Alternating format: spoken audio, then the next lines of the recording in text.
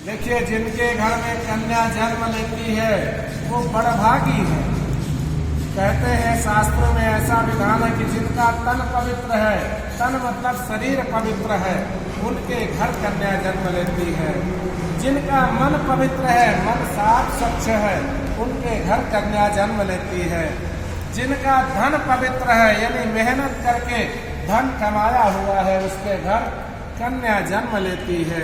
इसलिए कन्या बड़भागी है। जिसके घर में कन्या जन्म ले वो माता पिता धन्य है। और हम और आप सब भी देखिए, कन्यादान लेते हैं। जब विवाह करते हैं तो कन्यादान लेते हैं। जब तक हम कन्या का दान पुनः नहीं करते तब तक हम इस आवागमन के संसार में पड़े रहते हैं। जिस दिन हमने कन्या का दान दे दिया उस दिन हम इस ऋण से मुक्त हो गए और आवागमन से भी पूर्ण हो गए। तो देखिए, मैं आपको बताने जा रहा हूँ, बहुत सुंदर कथा है कि दो व्यक्ति आपस में मिल रहे थे और वो बात कर रहे थे कि भैया देखो, मेरे को तो दो बालक हैं और मुझे कोई चिंता नहीं, मैं चिंता मुक्त हूँ, मुझे कोई टेंशन नहीं है। तो दूसरा व्यक्ति कह रहा था कि देखो, मेरे को तो भगवान ने दो कन्याएं दी हैं। तो दूसरा वाला व्यक्ति कह रहा है कि तू अब इनके लिए जोड़, इनके लिए परेशान हो, रात दिन कमा, मुझे तो धन आएगा बेटों के ब्याह में, तुम्हें तो देना पड़ेगा। तो वो बेटी 7 साल की थी, दूसरे व्यक्ति का कुर्ता पकड़ करके खींचने लगी, बोली अंकल आप गलत बोल रहे हैं। जिसके घर कन्या आती है उसका तन पवित्र है, तब उसके घर कन्या आती है। जिसका मन पवित्र है उसके घर कन्या आती है।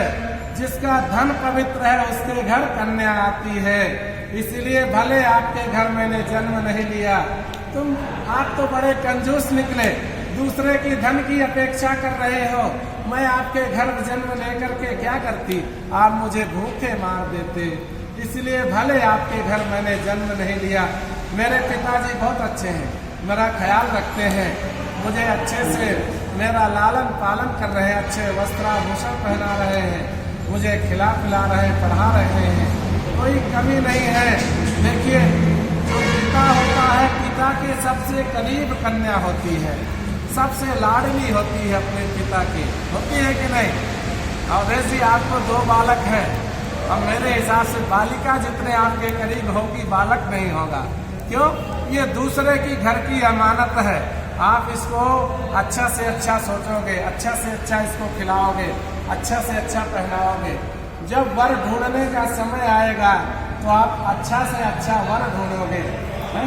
इसलिए बेटियों से भी आग्रह है, माता पिता कभी रोक टोक नहीं करते ना, क्या पहनना है, क्या ओढ़ना है, क्या खाना है, तो इनको भी कन्यादान करने का मौका देना। आजकल बेटियां अपने आप वर का चुनाव कर लेती हैं, कन्यादान का मौका नहीं मिलता, तो वो बेटियों को भी पाप लग जाता है। क्यों? अपने माता पिता के अधिकार को आपने वंचित कर दिया। इसलिए माता पिता के अधिकार को वंचित नहीं करना है। वो जो वर ढूंढ करके दे, जो वर का चुनाव करे, वही विवाह संबंध करना चाहिए। तो वर का चुनाव भगवान विष्णु के रूप में करते हैं। देखिए, एक समय का प्रसंग है, आपने सती माता की कथा सुनी होगी। सती दक्ष के 27 पुत्रियां थी। 26 पुत्रियां होने के बाद में उन्होंने भगवती से प्रार्थना की कि जगदम्बा स्वरूपणी, देवी स्वरूपणी, आप मेरे घर में अवतार लें। तो माता बोली कि आपके घर में पहले से 26 पुत्रियां हैं और आपको पुत्री की क्या आवश्यकता है। बोले नहीं, आप मेरे घर में जगदम्बा स्वरूपणी अवतार लें। तो देखिए, सती माता राजा दक्ष के यहाँ जन्मी और जन्म लेने के बाद विवाह भगवान शंकर से हुआ। नारद जी के समझाने से विवाह शंकर से हुआ। और विवाह होने के बाद दक्ष महाराज यज्ञ कर रहे थे और अपने बेटी दामाद को निमंत्रण नहीं भेजे। तो महादेव जी बोले, मतलब अपनी गृहिणी से बोले कि आपको वहाँ जाने की आवश्यकता नहीं है, हमें निमंत्रण नहीं दिए हैं आपके पिताजी। लेकिन माताओं बहनों का हृदय इतना कोमल होता है, हमारे आपके घर में रहती हैं आप चाहे जितनी सुख सुविधा दे दीजिए, चाहे जितना बढ़िया से रखिए, लेकिन जब मायके जाना हो उनका चेहरा देखिए 4 गुना प्रफुल्लित होगा। मायके जाने की खुशी में पार्वती जो सती माता थी उनसे भी रहा नहीं गया, और जो है आकाश मार्ग से ब्रह्माणी और इंद्राणी जा रही थी, तो उनके मन में भी अपने मायके जाने का उत्साह बढ़ गया, और उन्होंने भी उस दिन बैल की सवारी किए। महादेव जो है तपस्या में लीन थे, बाहर नंदी खड़ा हुआ था, सती माता उसमें सवार हो करके और पिता के घर पहुंच गई। तो वहां क्या देख रही हैं कि देखिए, सादर भले ही मिली एक माता। माताओं का हृदय कोमल होता है। सती की माता ने तो बड़े प्रेम से बेटी से मिली, लेकिन जो उनकी बहनें थी वो सब हंसी करने लगी, छिटकोलियां करने लगी कि देखो इनको निमंत्रण नहीं दिया और फिर भी ये आ गई। हंसी मजाक उनका उड़ाने लगी। फिर भी देखिए, यदि पिता 2 शब्द बेटी से बोल देते हैं तो मन हल्का हो जाता है, चाहे जितना मन में घृणा हो, बैर हो। तो दक्ष महाराज भी कुछ नहीं बोले।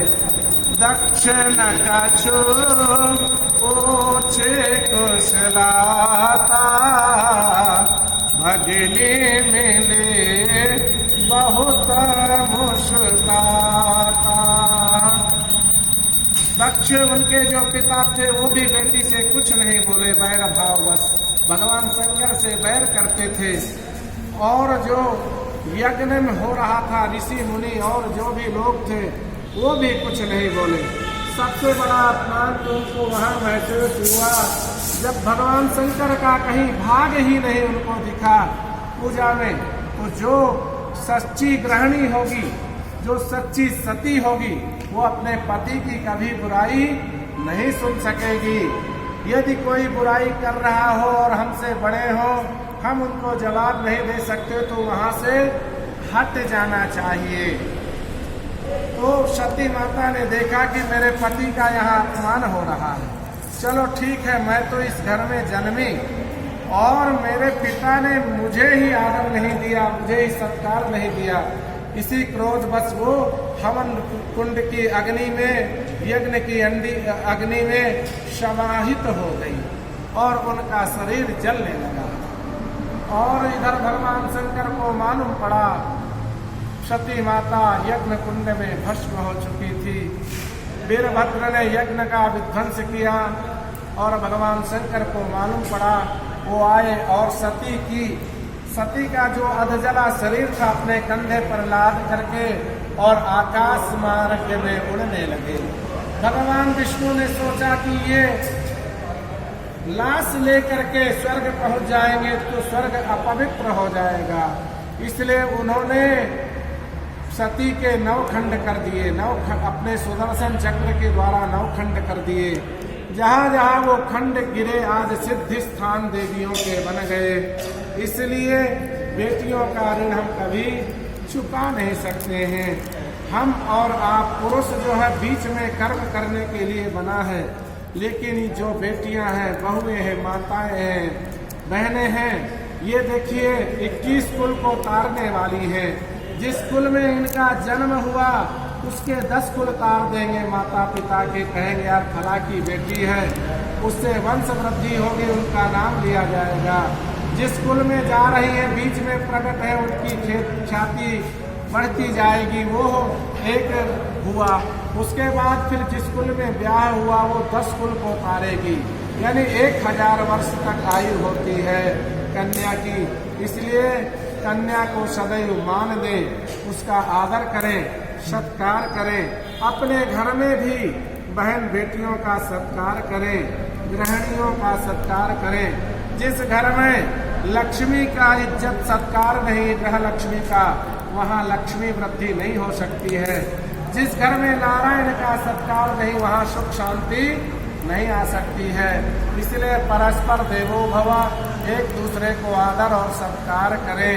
इसी के साथ देखिए मैं अपनी वाणी को विराम देते हुए कन्या का विशेष महत्व समझाया।